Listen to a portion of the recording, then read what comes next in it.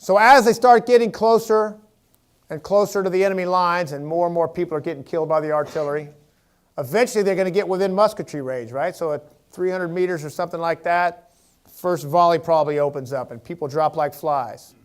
Eventually, as it gets more and more scary and more like death is coming up to be imminent, eventually somebody's going to fake it, right? Like they're going to act like they got shot when one of those volleys comes down and lay down amongst the people who are really shot and act like so they can get out, right? So that's probably the first thing that happens. But then eventually, as you get a little closer, somebody overcomes that surface tension of unit cohesion and flees. And when the first person does, well, it's not too long before the second person does. And once the second does, then the third, and pretty soon it becomes socially acceptable within that unit to be a coward, and the whole unit flees off the battlefield.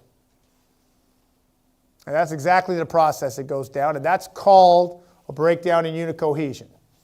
That's what that means. And I would go back to the students and tell them, and that's exactly what's happening in this room right now. It is becoming socially acceptable to be a coward. And then I'd start to drill back up and everybody would always make it.